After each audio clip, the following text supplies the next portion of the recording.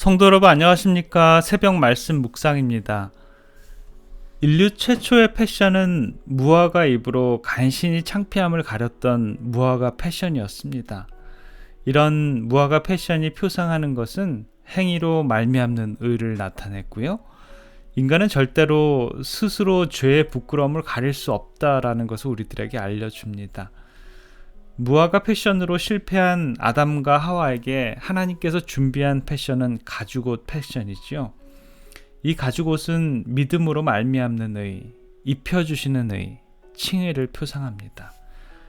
가죽옷은 짐승의 가죽인데 그 짐승이 그 가죽을 내놓기 위해서 피 흘려 죽어갔다라는 것은 예수께서 우리들에게 의의 옷을 입혀주시기 위해서 십자가에서 피 흘려 돌아가셨다라는 것을 의미합니다.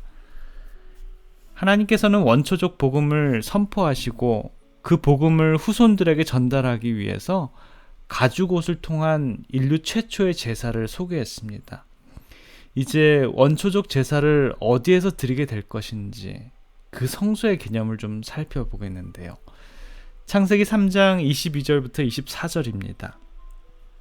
여호와 하나님이 가라사대 보라 이 사람이 선악을 아는 일에 우리 중 하나같이 되었으니 그가 그 손을 들어 생명나무 실과도 따먹고 영생할 거 하노라 하시고 여호와 하나님이 에덴 동산에서 그 사람을 내어보내어 그의 근본된 토지를 갈게 하시니라.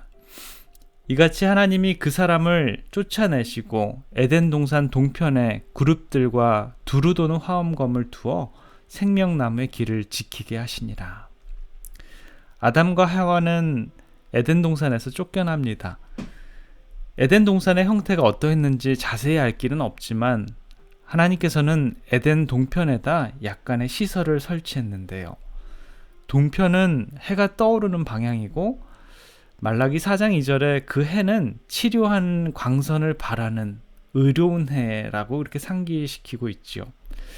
동쪽은 또 구속의 방향입니다. 요한계시록 7장 2절에 보면 또 봄에 다른 천사가 살아계신 하나님의 인을 가지고 해 돋는 데로부터 올라와서 땅과 바다를 해롭게 할 권세를 얻는 네 천사를 향하여 큰 소리로 외쳐. 해 돋는 데 동쪽을 나타냅니다.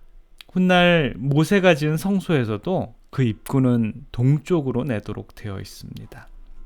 또 성소 주변으로 12지파가 진을 치도록 되어 있는데 동편에는 의의 태양이 되시는 그리스도의 직계 조상인 유다 지파가 동쪽의 수석 지파의 진을 치도록 되어 있지요. 민수기 2장 3절에 보면 지파의 수경 질서의 모습을 보면서 알 수 있는데요. 동방 해돋는 편의 진칠자는 그 군대대로 유다의 진기에 속한 자라. 유다 자손의 족장은 암미나답의 아들 나손이요. 에덴 동산 시절부터 동편은 구원의 희망이 떠오르는 방향으로 암시되어 있었습니다. 하나님께서는 거기에 두신 이 첫 번째 것은 그룹들이었습니다. 그룹을 영어 발음으로 하면 셰루빔이라고 하고 히브리 원어로는 커럽이라고 하는데요. 이 그룹은 하나님의 보좌 측근에서 옹유하는 존재, 즉 특급 천사를 언급합니다. 성경에는 하나님의 보좌가 언급되면 꼭 이 그룹이 나타나는데요. 여러 성경절에 보면 알 수 있습니다. 시편 80편 1절에 요셉을 양떼같이 인도하시는 이스라엘의 목자여 귀를 기울이소서 그룹 사이에 자정하신 자여 빛을 비추소서.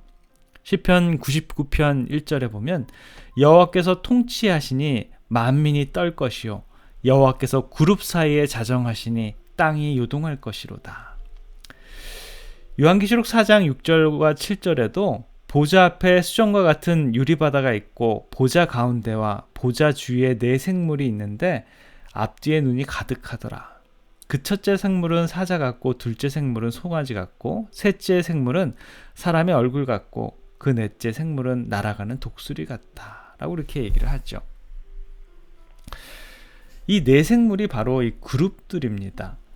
예수님을 옹이하는 네 그룹은 예수님의 특성을 모두 상징적으로 나타나는데요. 여기에 보면 그 네 얼굴이 이렇게 네 동물로 생물로 나와 있는데 사자와 송아지, 사람과 독수리로 되어 있습니다. 이것이 상징하는 것은 마태, 마가, 누가, 요한복음인데요. 사자로 상징되어 있는 이 땅의 왕, 마태복음에서는 마태복음이 기재가 마태복음에서는 이 왕같이 이 땅에 오실 그 예수 그리스도를 사자로 표현합니다. 그리고 마가복음은 마가복음 16장까지 읽어보시면 알겠지만 늘 예수님께서 바삐 다니면서 사람들의 종처럼 이렇게 도와주는 것을 볼 수가 있죠. 그래서 이 소는 그 종을 이렇게 뜻하는 것이고요. 그리고 인자가 가장 많이 등장하는 이 누가복음은 사람을 뜻합니다. 그리고 하늘의 왕으로 오신 예수 그리스도를 표현하는 이 요한복음이 있죠. 이렇게 모세의 성소의 이 그룹들은 하나님의 보좌에 받침대인 속죄소에 붙어서 한 덩어리로 만들어집니다. 이 두 그룹 사이에서 이 하나님께서는 이스라엘 백성들에게 말씀하시지요. 그러므로 이 그룹들은 현존하시는 하나님을 받들고 수종하는 무리를 대표하는 상징적인 존재로 그곳에 서 있었습니다. 자, 이제 에덴 동편에 또 하나에 설치한 것을 보면 거기에는 두루 도는 화엄검이 있습니다.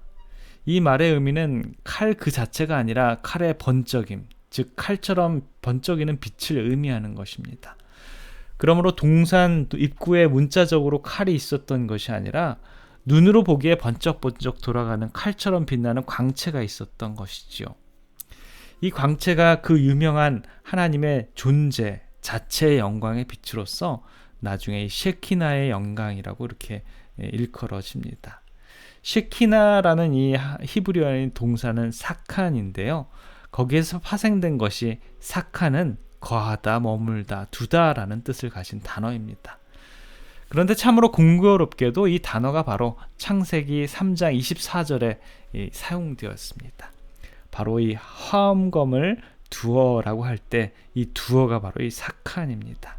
그러므로 화엄검의 언급에서 하나님의 임재, 곧 영광의 강체가 에덴 동편에 있었음을 더욱더 확실히 해주고 있습니다. 그리고 광채가 검 칼처럼 번쩍일 때에도 그 깊은 뜻이 있는데요. 히브리서 4장과 요한계시록 1장과 2장에 등장하는 이 좌우의 날섬검, 그리고 내 입에 검 등을 암시하는 바와 같은 이 검은 하나님의 말씀을 상징하지요. 하나님의 말씀은 예수의 증거와 짝이 되고 이 예수의 증거는 하나님의 계명과 짝이 되어 나타나므로 하나님의 말씀은 곧 하나님의 계명을 가리키는 것으로 우리는 이해합니다. 그렇다면 이 그룹들과 화엄검은 과연 무엇을 말하고 있는 것일까요? 그것은 곧 가장 간소한 구조의 제단, 즉 원초적인 형태의 성소를 보여주는 것입니다. 다시 말하면 성막의 가장 중요한 부분인 지성소를 가설해 놓은 것입니다.